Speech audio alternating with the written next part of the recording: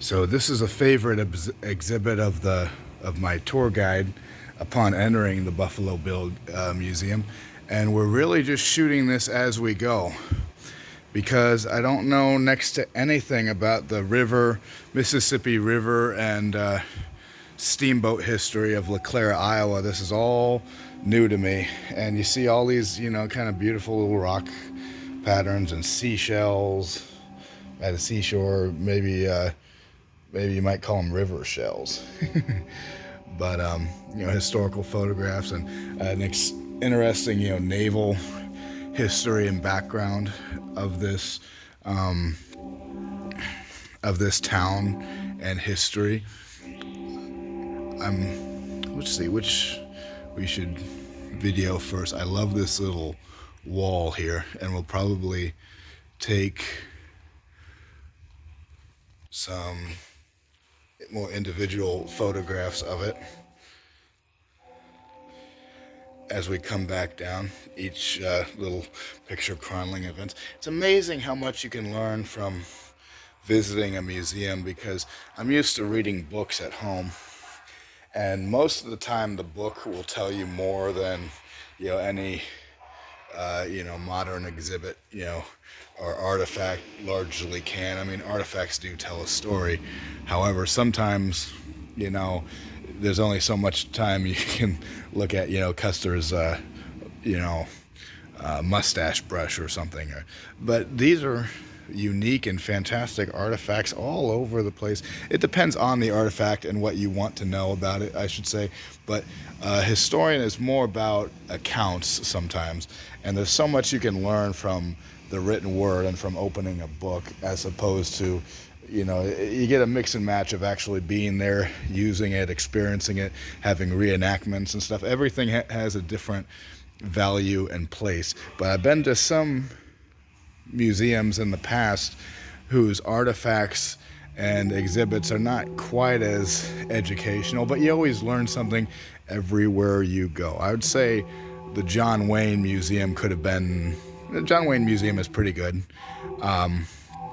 But then over at Fort Dodge, man, this is actually a really big area. This is the biggest part of the building here at the Buffalo Bill Museum in LeClaire, Iowa. You can actually walk onto this ship. You can actually walk onto the ship, and there's a restaurant similar to this right next to it. Forgot where I was leaving off from. Yeah, let's take a look here. Yeah, I can see why this is man at the museum's favorite. I've never been on a boat like this before. Old-timey vessel, with a... Let's turn to get a look at this real quick. Whatever that is, probably some of it. But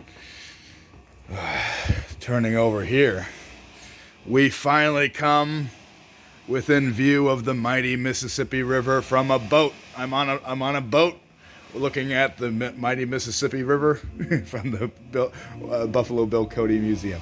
It's pretty exciting for me. I never seen the Mississippi River before. It's not as large as I thought it would have been. But I know next to nothing about boats and mechanics. But like I say, here we are with the extensive inner workings of it, probably, the propulsion systems, etc. I wonder if that was used to drop an anchor of some kind. This boat was still active and being used at the time that my tour guide was married to his wife, and it appears that him and his wife run the museum. Very knowledgeable and informed about the area, and have beautiful stories to sit down and listen to about. Sometimes I know so much that I kind of want to talk too much, and then other times it's good to stop and listen. It's hard to kind of settle me down and to calm down, but this is a very settling experience coming to LeClaire, Iowa. It puts a lot of my past in the past, a lot of uncomfortable family things throughout my life, which I wish could have been differently. And it's really great to be here and do something. Over here, we're gonna head off to the latrine, see what kind of old-fashioned bathrooms they once had here. Shiver me timbers. There's Shenandoah, the magnificent one. Jack Strange at your service. Right in the little, I'm breaking the rules here because I took off the COVID mask. Hopefully there's no one around, no one notices. Little old toilet, old-fashioned toilet. I don't know the age of the ship, but I wonder at what point that style of manufacture became popular. Probably turn of the century. More inner workings and propulsion systems, which I have no idea or clue about. I definitely like being here. not that I'm at all informed about whatever the hell is going on here. This appears to be a steamship. So a ship similar to this would have been used to carry, Custer's men to the Battle of Little Bighorn, or to the area, the jumping off point of where they would, saddle up their horses and then pursue the Indians further from where they went. Here's the kitchen area, as it appears, an old rusty refrigerator. Kind of wish that was restored, because it kind of makes you think everything was so much rougher looking back then. People actually lived in these environments. So as you're looking at all these roughage, just imagine it brand new during their time. Of course, I do like the rustic look as well.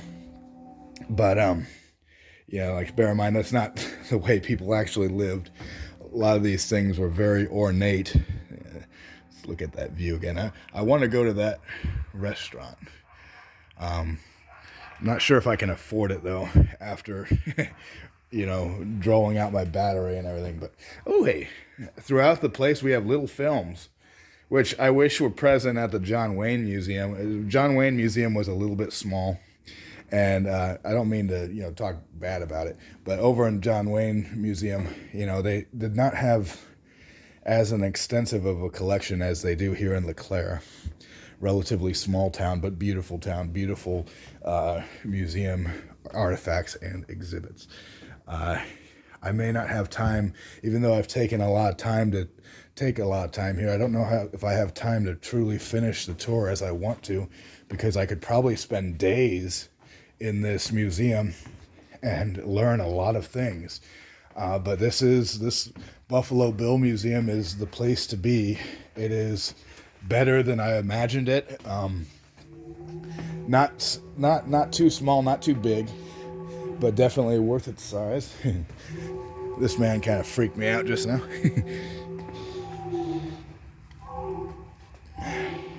I like paying attention to the old boxes, because these were the items used to transport, various food items, and which would have been in common use, if you're ever doing detailed portrait work for different time periods. It helps to know that they didn't have cardboard back then. Everyone was transporting wooden boxes. Wooden boxes were probably reused. It's probably a great idea for sustaining the government. It's really fantastic miniatures, So after I get done here, I'm going to head over to the Buffalo Bill homestead. I'm a big fan of action figures, by the way. Head over to the Buffalo Bill homestead, where I will hopefully, if I save my money enough to, one of my Christmas presents is going to be, I'm probably going to get a little shop in Minburn and then try to, collect a number of artifacts. It'll be interesting to just kind of walk in and look at. It's just a little tiny place, but, I like history. And I think history should be available to all sorts of people throughout the country. It's amazing, with as much as we are building right now, there is so much that we are losing sight of in the way of the past and the way that things actually are. We're being obsessed with, media and housing and a lot of creature comforts.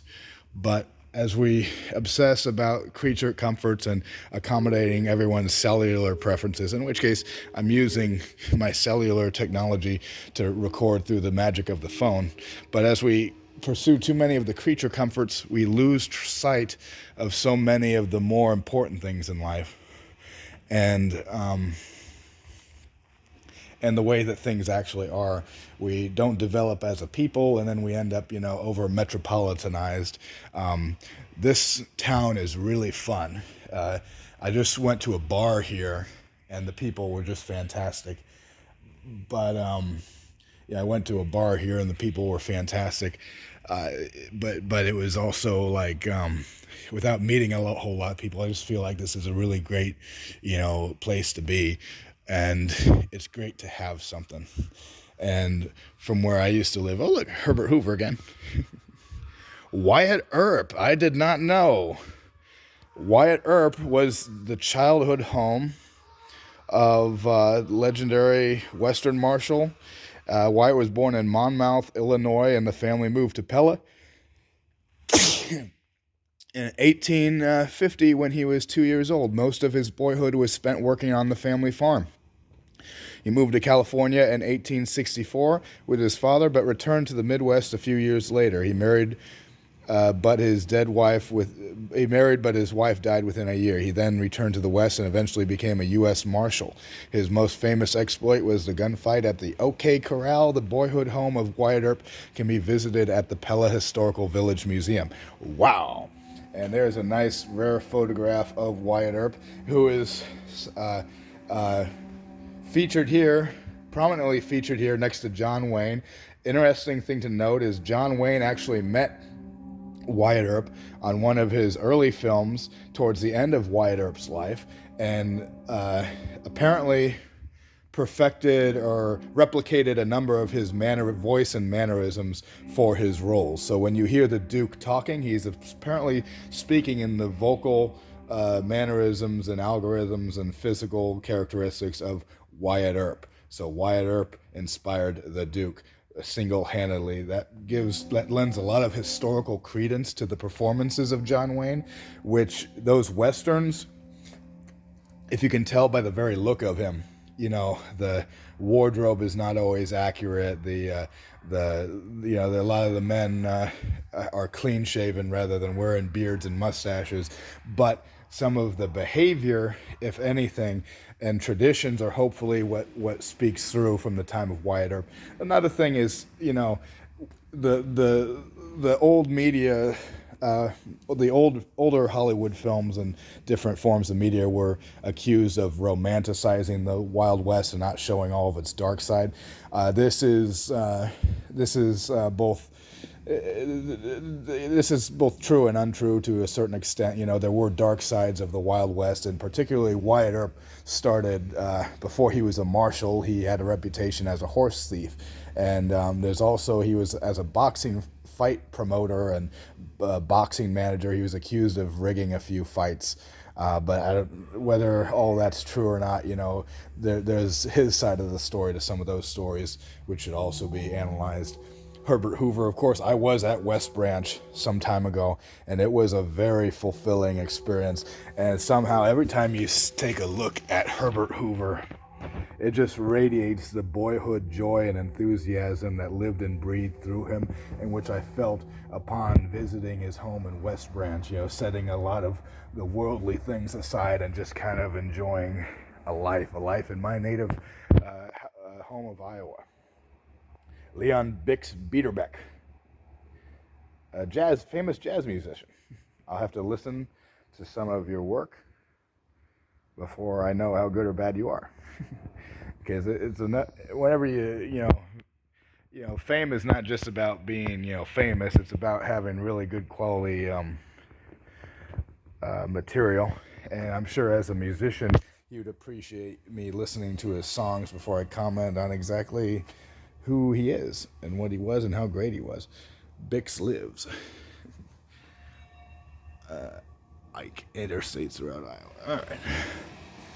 So there it is with my tour of the Buffalo Bill Museum. I got to recharge my phone and clear some space to make more time and room for these videos and photographs, but I'm having an extensively happy time. I don't want to leave here, but I got to go help my boss move in a few hours, and I got 3 hours to get to Waukee and Grimes. So this is Shenandoah, aka the Magnificent Jack Strange, author of A Strange Look at Custer, Volume 1 and 2, on the road and in person for to, like I said, some of the greatest sights of my life, and with the exception of Marley. Love you, Marley. There's a whole lot I'd like to recreate and bring back to all of you, and hopefully we will do that in short time. Until then, have a wonderful day.